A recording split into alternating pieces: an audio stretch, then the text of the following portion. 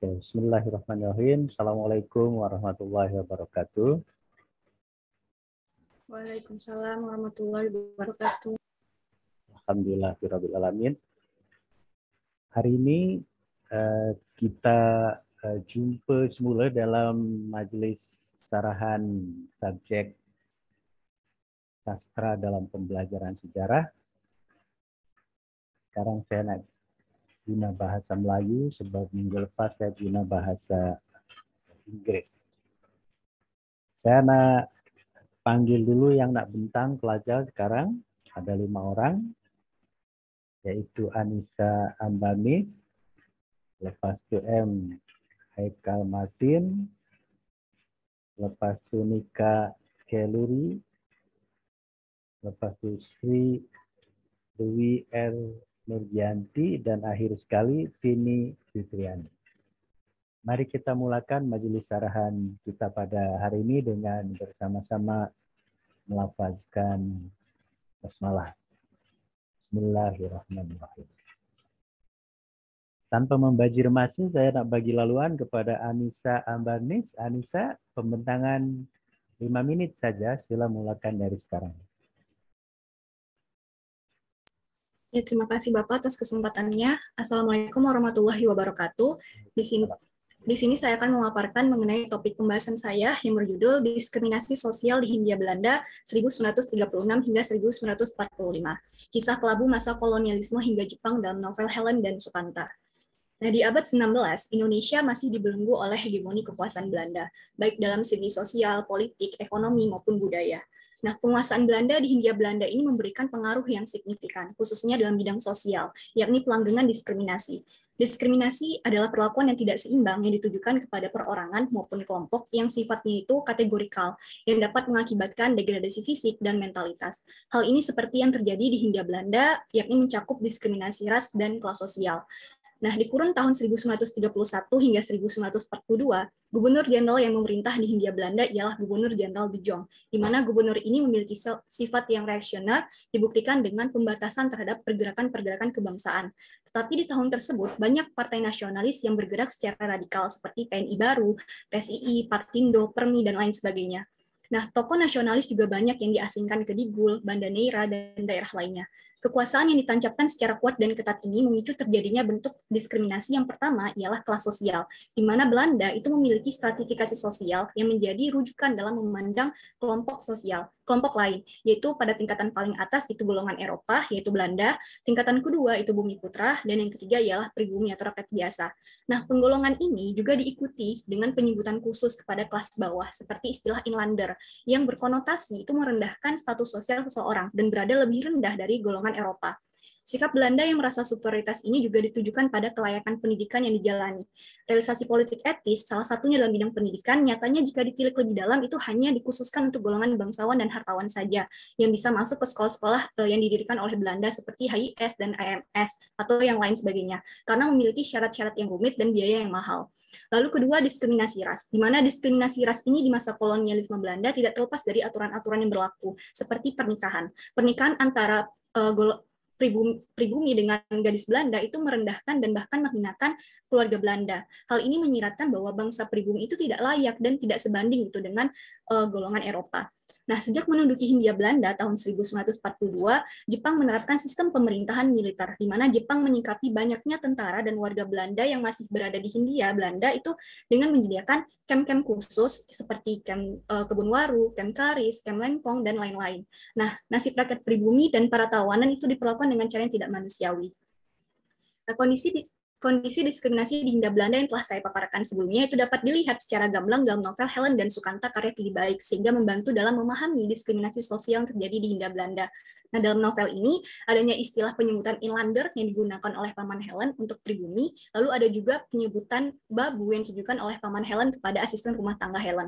Nah, Helen ini merupakan gadis pribumi, gadis Belanda yang akrab dengan pribumi. Dia menentang segala bentuk diskriminasi. Helen ini menjalin hubungan kasih dengan Ukan, seorang pribumi kampung yang tidak direstui oleh keluarganya karena dianggap memiliki strata sosial yang rendah, dan hubungan itu dapat memalukan keluarga Belanda. Nah, diskriminasi ras juga dirasakan, khususnya adanya aturan pernikahan antara pribumi dan gadis Belanda, yang dinilai itu dapat dianggap keluar dari golongan entitas keistimewaan dan hak sebagai orang Barat. Padahal nyatanya, aturan pernikahan ini belum sah oleh pemerintah, tetapi sudah diterapkan oleh warga Belanda. Nah, Helen dan Ukan ini memiliki latar belakang kebudayaan yang berbeda, tetapi tetap melangsungkan pernikahan di tahun 1942, tepatnya di masa kedatangan Jepang ke Hindia Belanda. Nah, pada akhirnya Helen dan Ukan ini terpisah dikarenakan peralihan kekuasaan dari Belanda ke Jepang. Nah, para tawanan Belanda di masa Jepang ini dimasukkan ke kamp-kamp khusus, seperti Helen yang dimasukkan ke kamp Karis untuk membantu kepentingan perang Jepang, sedangkan Ukan itu tidak tahu keberadaannya di mana. Nah, pada masa kemerdekaan Indonesia, terjadilah eksodus secara besar-besaran warga Belanda ke negeri asalnya, yaitu Belanda, termasuk Helen yang terpaksa pulang ke negerinya dan terpaksa meninggalkan Ciwidey, tempat pertemuannya dengan Ukan.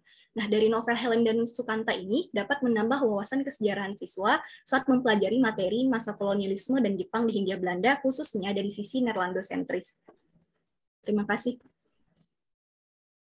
Terima kasih Anissa Ambanis tentang diskriminasi sosial.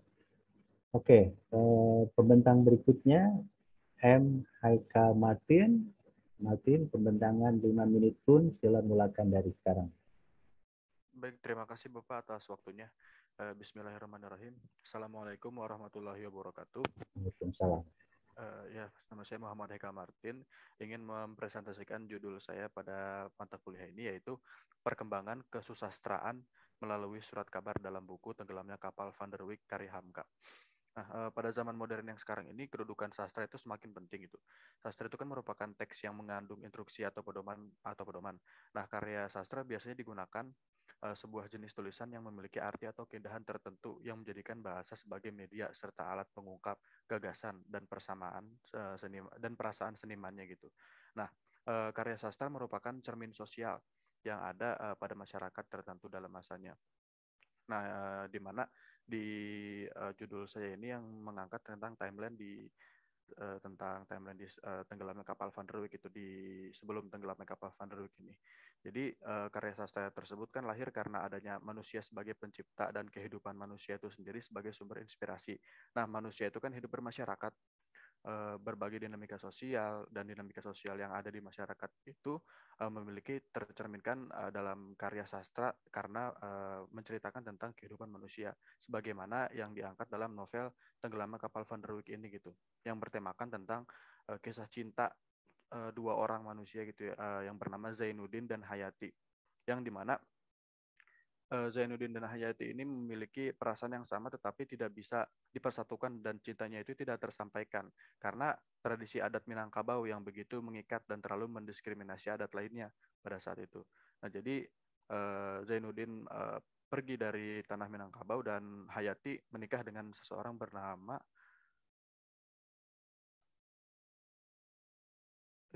mohon maaf saya lupa lagi nama dari suami dari Hayati itu. Pokoknya Zainuddin itu pergi ke Batavia untuk mencari kehidupan yang baru sekaligus untuk melupakan Hayati gitu. Dan di Batavia ini Zainuddin mengisi waktunya untuk menuliskan kisah-kisah hidupnya yang penuh pilu gitu karena cintanya dihianati oleh Hayati. Dan kemudian tulisan-tulisan dari Zainuddin ini dilirik oleh salah satu perusahaan surat kabar yang akhirnya Zainuddin ini bukan hanya menulis tentang kisahnya saja, tetapi pengalaman tersebut dipublikasikan gitu di dalam surat kabar. Jadi kata-kata Zainuddin yang pilu gitu, kisah-kisahnya yang pilu dipublikasikan ke masyarakat pada saat itu gitu. Bahkan pada saat itu pun akhirnya Zainuddin itu tulisan-tulisannya dimuat dalam sebuah buku yang menjadi buku yang laris di pasaran pada saat itu yang akhirnya dibaca oleh Hayati itu sendiri gitu, dan Hayati pun mengetahui buku itu dari temannya gitu karena saking populernya buku tersebut gitu. Nah, jadi berdasarkan analisis hegemoni budaya keseluruhan memaparkan bahwa unsur yang membangun adanya hegemoni dalam novel Tenggelamnya Kapal Van der Wijk ini dipengaruhi oleh adanya latar belakang dan pandangan dunia pengarang yang merupakan asli keturunan Minangkabau. Jadi pengarang ini mengetahui gitu dengan jelas bahwa semua sistem dan lembaga adat Minangkabau yang digambarkan dalam kehidupan novel. Hal tersebut sebagai tanda adanya hubungan sastra dengan masyarakat. Mungkin itu yang bisa saya sampaikan. Terima kasih. Assalamualaikum warahmatullahi wabarakatuh. Waalaikumsalam. Oke, terima kasih Kak Martin. Pembentang berikutnya ialah Nika Keluri. Nika, masa pembentangan 5 menit pun. Silakan mulakan dari sekarang. Baik, terima kasih Bapak. Assalamualaikum warahmatullahi wabarakatuh. Di sini saya akan menyajikan pembahasan mengenai topik yang telah saya ambil dengan judul Pandangan Bangsa Belanda kepada Pribumi dalam novel Salah Asuhan karya Abdul Muiz. Pandangan bangsa Belanda terhadap pribumi dalam novel ini seakan-akan bukan dikonstruksi oleh orang-orang Eropa, tetapi pandangan ini dikonstruksi oleh bangsa pribumi sendiri yang digambarkan oleh tokoh utama dalam novel ini yaitu Hanafi. Tokoh Hanafi merupakan tokoh yang berasal dari Minangkabau. Sejak kecil Hanafi disekolahkan di lingkungan bangsa Barat dan sejak itulah sikap serta watak Hanafi berubah menjadi orang kebarat-baratan. Hanafi telah terhegemoni oleh kebudayaan Barat yang selama ini membesar-besarkan oleh kebudayaan Barat yang selama ini dibesar-besarkannya. Ia sangat menganggap rendah kaum Eropa yang membuatnya ia sangat menganggap rendah kaum bangsanya. Sikap dan tingkah lakunya yang berlebihan dan bergaya hidup Eropa yang membuatnya anti terhadap kebudayaan Melayu dan kental dengan adat serta ajaran Islam, sehingga pada akhirnya ia menganggap adat budayanya yaitu kuno dan agama Islam sebagai tahayul. Di depan orang-orang Belanda, Hanafi sangat merendahkan bahkan cenderung menyingkirkan dirinya dari masyarakat Minangkabau. Novel Salah Asuhan karya Abdul Muiz ini adalah novel yang sangat menarik ya. Novel yang multidimensi berbagai macam persoalan bangsa dan negara, khususnya persoalan kultur, budaya, ekonomi bangsa Indonesia di bawah penjajahan Belanda dan pandangan bangsa Indonesia terhadap pribumi. Pandangan bangsa Belanda terhadap pribumi ini berbentuk diskriminasi bangsa pribumi oleh bangsa penjajah yaitu Belanda yang tidak terlepas dari hegemoni atau kekuasaan dan superior bangsa Belanda terhadap bangsa Indonesia. Diskriminasi ini sendiri adalah perlakuan yang tidak seimbang terhadap perorangan atau kelompok berdasarkan sesuatu, biasanya bersifat kategorikal atau atribut-atribut khas. Nah, macam-macam diskriminasi yang dilakukan oleh bangsa Indonesia terhadap pribumi dalam novel ini, yaitu satu, diskriminasi aturan dan hukum. Melalui novel ini seakan-akan digambarkan bahwa bangsa Indonesia lah yang menghendaki diberlakukannya undang-undang bangsa Eropa, karena dianggap undang-undang bangsa Eropa jauh lebih modern, terbuka, dan menjamin kebebasan berpikir serta berekspresi bagi setiap individu, berbeda dengan aturan-aturan yang ada di Indonesia yang primitif, konservatif, dan tidak menjamin kebebasan berpikir dan berpendapat terhadap setiap individu. Hal ini direpresentasikan melalui pernyataan-pernyataan dan kelakuan Hanafi yang merupakan salah satu tokoh sentral dalam novel ini.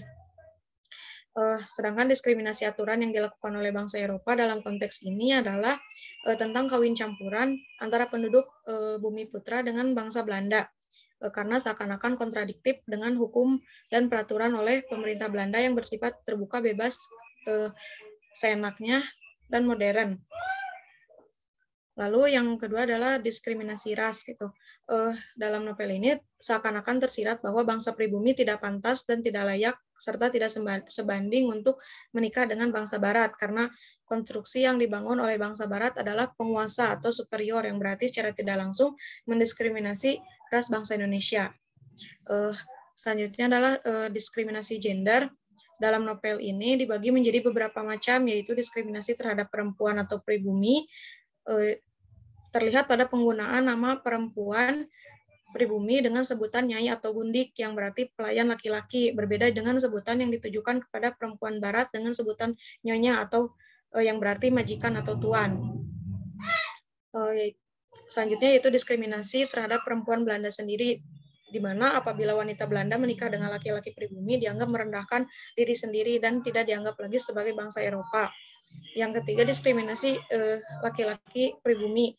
Hal ini terlihat dalam novel Salah Asuhan karya Abdul Muiz, karena kalau laki-laki pribumi menikah dengan perempuan Barat atau Belanda, laki pribumi tersebut akan mendapatkan diskriminasi dan anak yang dilahirkannya dikucilkan dan tidak diakui sebagai bangsa Eropa. Dan yang terakhir adalah diskriminasi budaya. Dalam novel ini banyak membahas ideologi penjajahan melalui kebudayaan, baik pengetahuan, perilaku, atau sikap. Salah satu representasinya yaitu Hanapi menamakan bangsa Indonesia sebagai bangsa kerbau. Sebagaimana dalam kutipan berikut, yaitu tidak ubah dengan kerbau bangsa kita, Bu. Di mana bangsa kerbau yang dimaksud secara denotatif sepadan dengan bangsa binatang. Mungkin sekian yang dapat saya sampaikan. Terima kasih. Oke, terima kasih Nika Keluri. Pembentang berikutnya Sri Dwi Nurjanti. Sri Dwi, pembentangan berpun 5 menit. Sila mulakan dari sekarang. Ya, bismillahirrahmanirrahim. Di sini saya akan memaparkan kajian saya yang berjudul Kehidupan Sosial Budaya Masa Pergerakan Nasional Indonesia tahun 1900 sampai 1942 dalam sudut pandang novel Anak Semua Bangsa karya Pramudia Anantatur. Nah, pembahasan ini terdapat dalam KD 3.6, yaitu menganalisis dampak politik, budaya, sosial, ekonomi, dan pendidikan pada masa penjajahan bangsa Eropa, lahirnya pergerakan nasional dan peristiwa Sumpah Pemuda. Yang pertama, mengenai kehidupan sosial budaya pada masa pergerakan nasional. Nah, memasuki abad 20-an, Indonesia ini dihadapkan dengan situasi baru dalam melawan kolonialisme Belanda. Nah, masa pergerakan nasional ini ditandai dengan munculnya kaum-kaum intelektual sebagai dampak dari adanya politik etis. Nah, pada masa pergerakan nasional ini, kita dapat melihat kehidupan sosial budaya dalam beberapa contoh. Yang pertama, ada modernisasi. Nah, modernisasi pada masa pergerakan nasional ini muncul akibat dari menjalarnya kehidupan bangsa Eropa yang sekian lama telah menjajah Hindia Belanda. Yang kedua, westernisasi merupakan usaha meniru gaya hidup orang Barat secara berlebihan dari segala segi kehidupan. Yang ketiga, ada stratifikasi sosial, di mana bangsa penjajah ini menganggap bahwa bangsa pribumi merupakan bangsa yang bodoh, kotor, dan juga tidak beradab. Nah, hal ini pun diperkuat dengan cara pandang rasis yang menganggap bahwa pribumi ini, bahwa kulit putih lebih baik daripada kulit berwarna. Yang keempat, ada kisah percintaan berbeda ras. Kisah percintaan ini sering kita temui pada masa pergerakan nasional. Tak jarang juga para penjajah dari Eropa menikahi pribumi lalu menghasilkan keturunan campuran. Yang kelima, ada pers dan media massa yang memiliki pengaruh yang cukup besar serta memiliki peran untuk menyampaikan berbagai macam informasi mengenai peristiwa yang sedang terjadi. Nah, selain itu, pers juga di sini dianggap sebagai penyambung gagasan dan persebaran budaya baca serta alat komunikasi di lingkungan masyarakat Hindia Belanda. Yang keenam, ada pendidikan. Nah, pada pergerakan nasional ini, seperti yang kita ketahui bahwasannya pergerakan nasional ini dicirikan dengan munculnya kaum intelektual sebagai hasil dari politik etis. Nah, yang ketujuh, ada pandangan pribumi terhadap etnis Tionghoa. Nah, pada masa pergerakan nasional ini, etnis Tionghoa merupakan salah satu etnis minoritas gitu, yang sama terpuruknya dengan bangsa pribumi. Nah, masuk kepada novelnya, novel kedua dari tetralogi karya Pramudia Anantatur ini melanjutkan kisah Mingke yang dimulai dengan suasana duka di mana Anneli, sosok yang dicintainya, telah meninggal dunia. Nah, pada novel ini terdapat setting kehidupan sosial budaya pada masa pergerakan nasional. Yang pertama, modernisasi digambarkan melalui mekanisasi di semua bidang kehidupan dengan ditemukannya mobil. Nah, modernisasi juga nampak pada perubahan pandangan negatif terhadap hal-hal yang berbau mistis. Yang kedua, ada westernisasi diuraikan dalam beberapa contoh seperti bentuk keberanian anak yang membantah orang tua, perilaku yang meniru Belanda, lalu dengan dikenalkannya sistem pendidikan modern pun, maka di sini ada upaya westernisasi bagi golongan pribumi terhadap budaya Barat. Yang ketiga, stratifikasi sosial. Cerita novel ini didominasi oleh arogansi Barat melalui kolonialisme dan juga imperialisme. Nah, hal ini menjadikan bangsa terjajah sebagai bangsa inferior dalam berbagai bidang kehidupan. Diskriminasi dan juga perlakuan rasis dapat kita temukan dalam novel ini.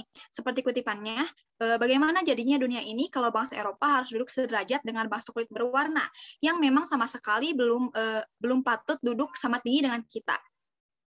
Yang keempat, ada kisah percintaan berbeda ras, melanjutkan dari novel sebelumnya.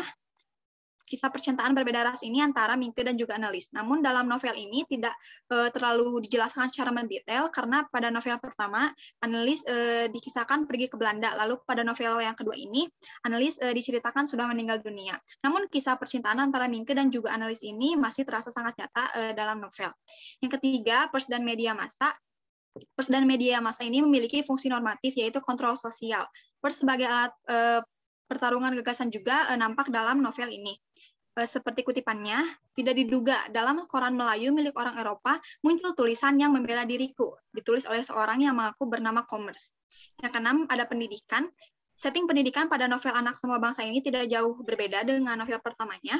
Sekolah seperti HBS seringkali dibicarakan dalam novel ini. Lalu kaum rendahan pun masih tidak boleh bersekolah. Dan yang terakhir ada pandangan pribumi terhadap etnis Tionghoa. Sebagai etnis minoritas ini, etnis Tionghoa diceritakan melalui kisah Ho Aso. Pandangan pribumi terhadap etnis Tionghoa juga dapat kita lihat dalam percakapan Mingke dan juga Nyai Ontosoroh. Kutipannya seperti ini. Nasib anak Cina itu sama dengan kita. Dia juga tak bisa membela masanya manusia ditindas oleh raja-raja. Sekarang ditindas oleh Eropa juga. Mungkin sekian dari saya. Terima kasih. Oke, terima kasih Sri Dewi. Dan akhir sekali kita mendengar pembentangan daripada Tini Fitriani. Tini, masuk pembentangan suruh 5 menit pun. Sila mulakan dari sekarang. Baik, Bapak, terima kasih. Nah, di sini izinkan saya untuk memaparkan hasil kajian saya yang berjudul Citra Perempuan pada Masa Pendudukan Jepang 1942 sampai 1945 dalam novel Cantik Itu Luka karya Eka Kurniawan. Nah, seperti yang kita ketahui, masa pendudukan Jepang ini sudah berlangsung sejak Maret 1942 sampai Agustus 1945. Nah, masa-masa pendudukan Jepang ini termasuk ke dalam salah satu masa yang paling sulit dihadapi oleh rakyat Indonesia, karena rakyat Indonesia itu dihadapkan dengan kesulitan untuk memakan sesuap nasi pun susah gitu pada masa Jepang ini. Kemudian bagaimana sih perempuan dipandang pada masa pendudukan Jepang? Nah, pada masa pendudukan Jepang, terutama ketika kedatangan tentara Jepang ini, mereka membawa satu sistem yang disebutnya itu sistem IE. Nah, sistem IE ini merupakan salah satu tatanan masyarakat Jepang yang dimana sistem ini tuh memandang perempuan itu harus tunduk gitu kepada laki-laki. Sehingga ketika tentara datang ke Indonesia ini, mereka juga akhirnya memandang perempuan itu hanya sebatas konco winking. Nah, konco winking itu hanya sebatas tiga hal saja gitu, sumur, kasur, dapur gitu, kasur, dapur, sumur. Nah, seperti itu. Nah, kemudian pada masa pendudukan Jepang, kita tahu juga Jepang ini mulai menerapkan satu sistem perbudakan militer seksual gitu ya di Jepang gitu, yang disebutnya tuh Jugun Ianpu. Nah, biasanya ini tuh ada tempat-tempat khusus gitu yang mana disebutnya tuh lanjo. Nah, kemudian karena adanya sistem IE yang dibawa oleh tentara Jepang, mereka juga membuat para istri tentara Jepang juga tidak bisa memiliki hak khusus gitu sebagai istri. Malah mereka itu tetap harus mengizinkan suaminya ketika suaminya itu ingin mencari kebutuhan biologis di tempat lain gitu. Nah, itu istrinya tidak boleh menentang gitu. Selama memang si suaminya itu tidak mengabaikan keluarganya. Nah, kemudian pada masa Jepang juga terjadi marak sekali pemerkosaan. Padahal pada saat itu sudah ada hukum yang mengatur di mana para pelaku ini biasanya akan dijerat hukuman 7 tahun penjara. Akan tetapi karena pemerkosaan ini banyak dilakukan pada perempuan pribumi, akhirnya hal ini tuh dianggap sebagai hal wajar gitu. Bahkan pada saat itu ada tentara Jepang yang mengambil 10 perempuan dari kamp penjara tawanan Belanda itu. Nah, mereka memperkosa perempuan pribumi gitu, dan itu dianggap hal wajar padahal sudah ada hukum yang mengatur hal itu. Lalu bagaimana sih novel Cantik Itu Luka ketika menggambarkan suasana perempuan gitu dipandang pada masa pendudukan Jepang? Nah, dalam novel ini sendiri itu ketika kedatangan Jepang di tanah Halimunda, jadi salah satu wilayah ya fiksi yang diangkat novel ini namanya Halimunda. Nah, pada saat itu seluruh keturunan Belanda termasuk sosok Dewi Ayu yang menjadi tokoh utama dalam novel ini akhirnya dibawa gitu menjadi tawanan Jepang karena kan dia masih keturunan Belanda. Nah, pada saat itu ketika ia menjadi tawanan dan akhirnya dipenjarakan di yang namanya penjara itu Bloden Camp. Di Bloden Camp itu di sana ia harus bertahan hidup, bahkan ia harus rela gitu menukarkan tubuhnya hanya untuk mendapatkan obat dan juga dokter demi menyelamatkan ibu temannya. Nah, pada saat itu perempuan juga digambarkan bahwa harga diri perempuan itu hanya setara seharga beras dan juga gula. Nah, ini terlihat ketika adanya percakapan antara Dewi Ayu dan juga temannya ketika berbincang, katanya ingin menjual tubuhnya gitu demi mendapatkan beras dan juga gula, karena sesulit itu gitu kehidupan pada masa Jepang. Nah, kemudian karena Dewi Ayu ini sosok yang sangat cantik karena keturunan Belanda, ia tuh akhirnya dipekerjakan juga sebagai wanita penghibur di tempat Mama Kalong. Mama Kalong itu kalau kita lihat zaman sekarang itu, mohon maaf, seperti mucikari seperti itu. Nah, bahkan di tempat itu ia harus melahirkan 4 orang anak yang tidak diketahui gitu ayahnya siapa. Nah, pada saat itu juga masih terjadi maraknya pemerkosaan, salah satunya tuh yang dialami oleh anak sulungnya Dewi Ayu, yaitu Alamanda.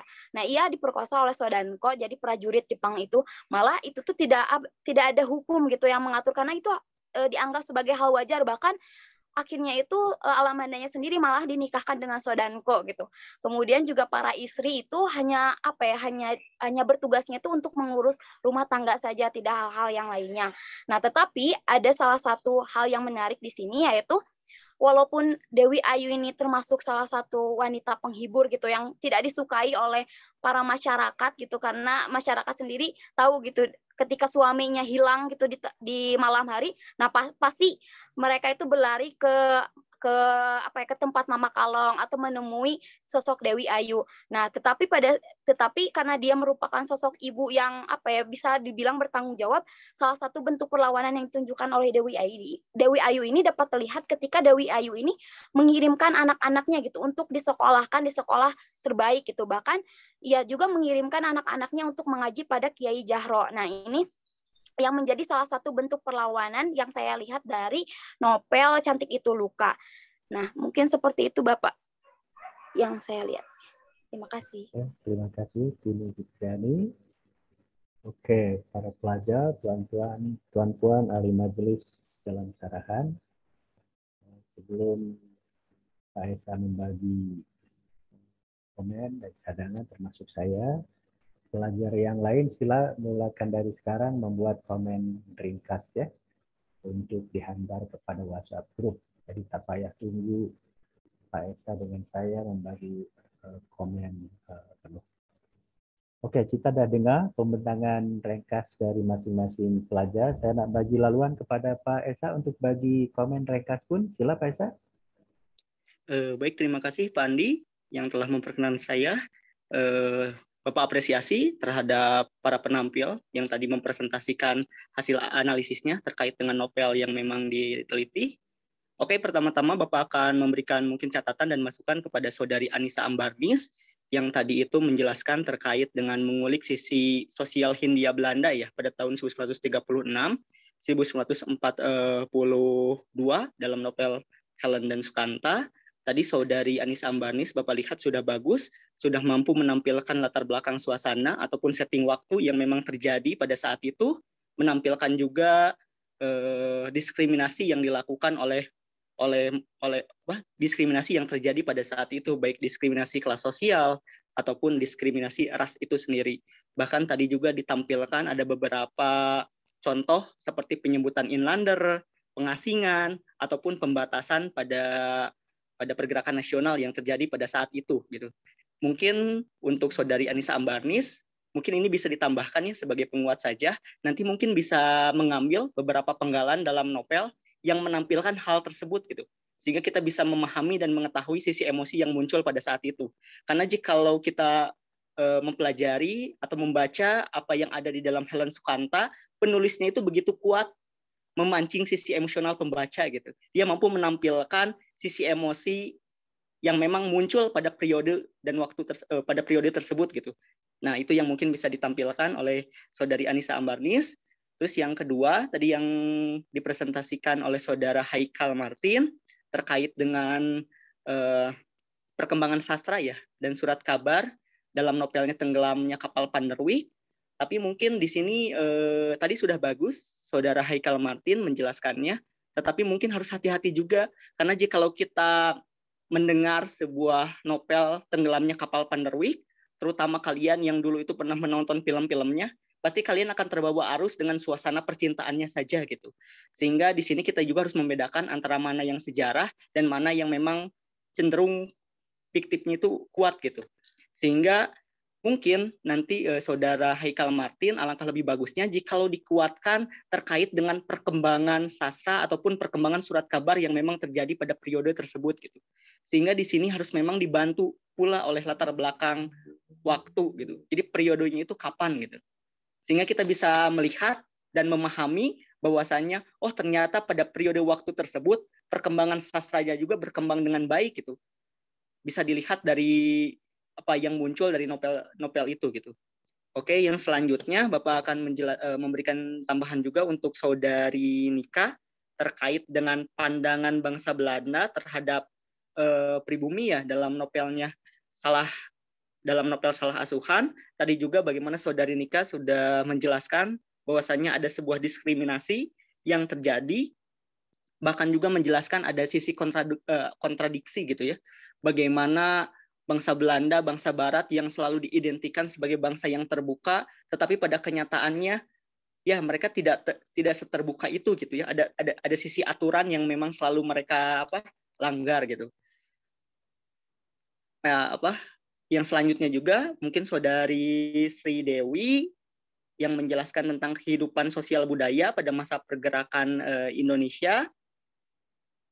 Mungkin di sini juga harus dikuatkan juga ya latar belakang waktu. Tadi dijelaskan terkait dengan munculnya politik etis dan dampak yang terjadi, tetapi mungkin perlu dikuatkan juga dengan dengan contoh-contoh yang memang mesti dimunculkan yang ada di novel ini gitu. Yang selanjutnya itu mungkin bisa dimunculkan juga gitu terkait dengan perkembangan pers ya. Jadi banyak dikuatkan di sana gitu. Karena kalau membaca novel ini, Bapak pikir ya gitu kita bisa melihat bagaimana pada saat itu perlawanan itu tidak hanya dilakukan dengan cara perang dan lain sebagainya, tetapi dengan cara tulisan gitu, dengan cara membuat sebuah tulisan. Oke, yang terakhir itu mungkin saudari Tini terkait dengan citra perempuan pada masa penjajahan yang berusaha menampilkan sebuah wajah terkait dengan perempuan pada masa pendudukan Jepang gitu.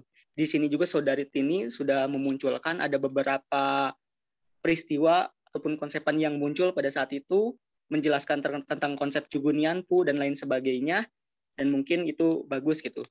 Mungkin ya perlu ditambahkan juga terkait dengan sisi emosional mungkin yang muncul pada saat itu yang memang bisa memberikan sebuah gambaran yang lebih jelas terkait dengan peristiwa yang terjadi pada masa itu. Mungkin seperti itu saja Bapak, terima kasih. Oke, terima kasih Pak Esa dan bagi komen ringkas pelajar-pelajar apa yang Pak Esa bagi komen dan bagi cadangan itu supaya diambil berat ya. Komennya udah oke, saya pikir saya pun tak jauh berbeza apa yang nak dibagi komen ya. Tapi secara saya seperti tadi Pak Esa kata membahas mengenai novel di satu sisi dan apa yang berlaku dalam sejarah di sisi lain itu memang dua perkara yang kena didedahkan secara betul ya.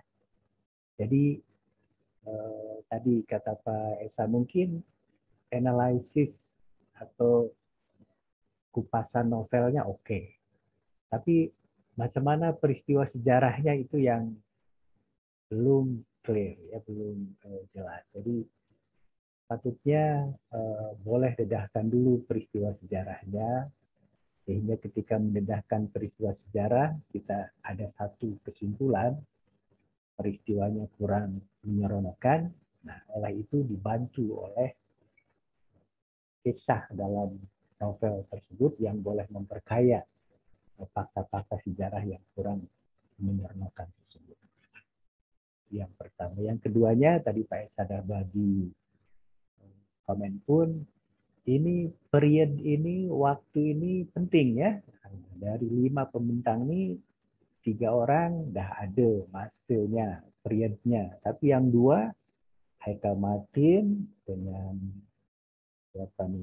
seorang lagi Nika Kaluri tak ada masanya, tak ada periodnya, jadi tak jelas. Mengkaji sejarah itu masa period itu sangat penting ya, sebab bila tak kita macam pelajar sosiologi atau pelajar sains politik tak ada bedanya. Bila orang sejarah masa itu adalah menjadi satu karakteristik yang tak boleh dilupakan. Saya nak bagi komen ringkas saja pada masing-masing pembentang ya, supaya fokus apa yang nak dikupas, yang nak disentuh ya. Contohnya Anissa Ambarnis. Tadi Pak Esa pun dah bagi komen ya, mengenai diskriminasi ya. Tapi kupasannya belum nampak jelas apa dia bentuk diskriminasinya ya. Jadi selalunya bila diskriminasi itu sama ada pada masa Belanda maupun pada masa Jepang, yang ketara itu adalah dalam hal jawatan. Jawatan itu jabatan ya. Sama ada pada masa Belanda, sama ada pada masa Jepang, jawatan tertinggi tak pernah diperolehi oleh orang pribumi. Pada masa Belanda dibilang tentera, jawatan paling tinggi major saja, Mayor Urip Sumoharjo. Ya. Jadi termasuklah pada zaman Belanda jawatan paling tinggi setakat bupati saja. Controller, asisten residen itu semua orang putih, orang Belanda. Itu yang satu bentuk diskriminasi ya. Jadi kurang fokus analisis diskriminasinya kemana-mana ya. Masa Jepun pun macam itu ya. Jepun walaupun dia membagi pangkat hingga ke kolonel, tapi jawatan-jawatan tertinggi tak boleh diduduki oleh pribumi atau bangsa Indonesia. Jadi mungkin dasar diskriminasinya kena jelas ya, mendedahkannya.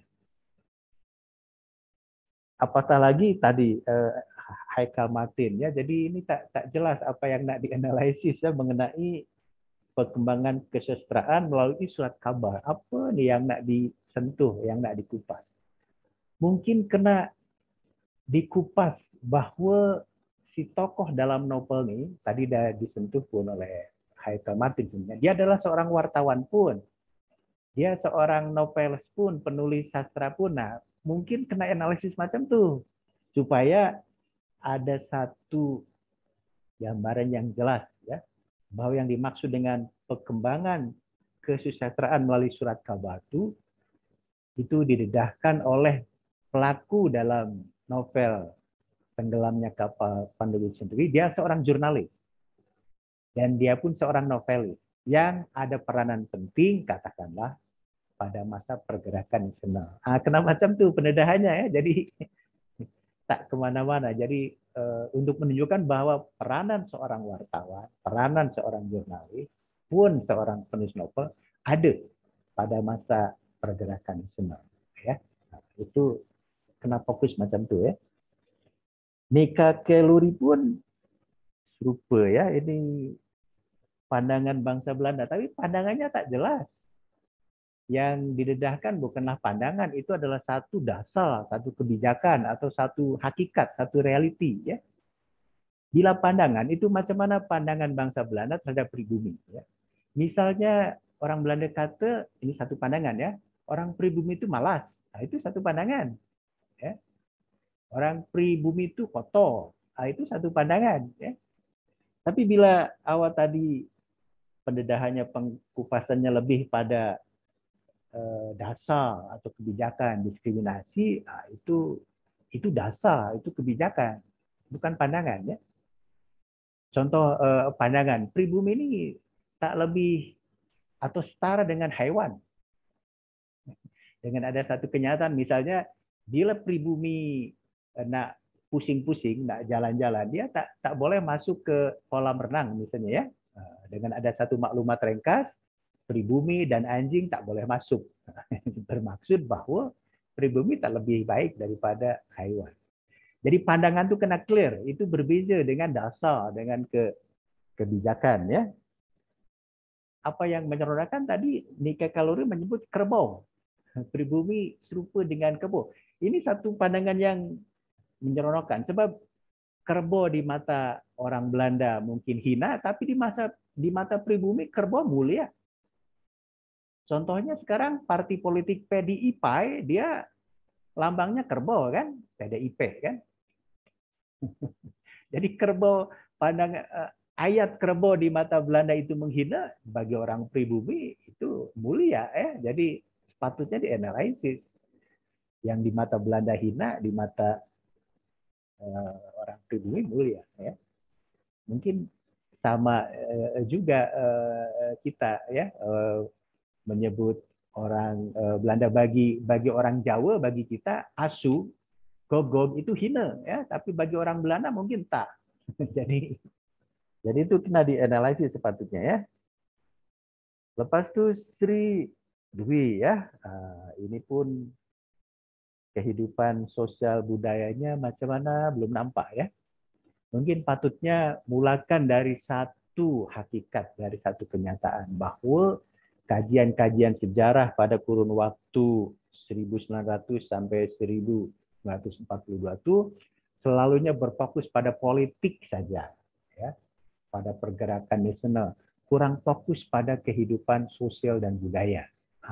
Novel ini boleh membagi satu maklumat mengenai kehidupan sosial budaya, tak setakat politik. Nah, sepatutnya macam itu ya. Walaupun contoh-contohnya tadi dah oke mengenai kereta, ya, mobil, gaya hidup, dan seterusnya ya. Termasuk mungkin guna baju, ya, guna serual, itu cara hidup modern. Tapi kena lebih fokus apa yang dimaksud dengan kehidupan sosial budaya pada masa pergerakan nasional itu ya. Akhir sekali ini pun struktur ya, citra perempuan pada masa Jepun belum jelas ya. Tadi bahkan menyebut-nyebut mengenai citra perempuan menurut orang Jawa ya, konco wingking, tak lepas daripada sumur, kasur, itu orang Jawa bukan pandangan orang Jepun. Awak nak menganalisis citra perempuan pada zaman Jepun sepatutnya macam mana? Tentera Jepun melihat perempuan Indonesia, ya, bukan menurut orang Jawa. tapi tadi dah oke pun bahwa bagi orang Jepun ada sebutan tadi iye ya, sistem iye, ataupun perempuan tak lebih daripada pemuas hawa nafsu saja. Tapi kena dihubung kaitkan bahwa itu adalah zaman perang ya. Jadi bukanlah satu zaman normal. Mungkin bila zaman normal, macam sekarang di Jepun pun, hormat pada perempuan ada ya. Tapi bila masa perang, zaman perang, lelakinya kena berperang, tindakan-tindakan yang memperlekeh perempuan itu tak setakat kes pada tentara Jepun. Ya. Tentara-tentara yang lain di serata dunia pun khasnya memang kerap merogol. Merogol itu memperkosa ya perempuan-perempuan. Jadi saya pikir kes merogol perempuan itu tak setakat pada tentara Jepun, tentara-tentara di serata dunia pun selalu macam itu. Tapi saya nak bagi makluman, ini citra perempuan pada masa Jepunnya kena dipertegas ya, apa yang dimaksud atau apa pandangan tentara Jepun mengenai perempuan. Walaupun tadi dalam case-nya sesungguhnya adalah perempuan keturunan Belanda ya. Mungkin berbeda pandangan tentara Jepun kepada wanita keturunan Belanda yang menjadi tokoh novel ini dengan kepada wanita pribumi. Sebab bila kita baca pun biografinya Soekarno yang berkolaborasi dengan Jepun untuk memenuhi hawa nafsunya tentara Jepun, Soekarno pandai. Dia tak bagi wanita-wanita pribumi biasa. Dia bagi wanita-wanita pribumi pelacur, kan? Jadi mungkin citra perempuan wanita pribumi Indonesia dengan citra perempuan keturunan Belanda berbeza di mata tentara Jepun. Nah, itu yang kena jelas analisisnya ya. Ini kalau bagaimanapun seperti tadi saya katakan, pendedahannya dah oke, tapi jangan lupa period masa pembahasan itu sangat penting untuk menunjukkan bahwa kita adalah pelajar sejarah ya. Khasnya Muhammad Haikal Martin dengan Nika Kelluri itu masa periodnya kena jelas, sebab setiap masa, setiap period itu ada satu ciri yang khas yang membedakannya dengan period dan masa-masa yang lainnya. Saya pikir itu sahaja komen dan cadangan daripada saya dan Pak Esa. Jom kita ini tutup majelis arahan kita pada hari ini dengan bersama-sama melafazkan hamdalah. Alhamdulillahirabbil alamin. Insyaallah kita nak jumpa semula pada pekan hadapan. Pekan hadapan saya nak guna bahasa Sunda bagi komen ya. Jadi yang nak bentang kena fahamlah nanti biar saya bagi komen dalam bahasa Sunda. Sekian, terima kasih. Assalamualaikum warahmatullahi wabarakatuh. Waalaikumsalam warahmatullahi wabarakatuh. Terima kasih Bapak atas masukannya. Oke, sama-sama kita boleh live ya, tukar kepada WhatsApp group daripada Zoom meeting.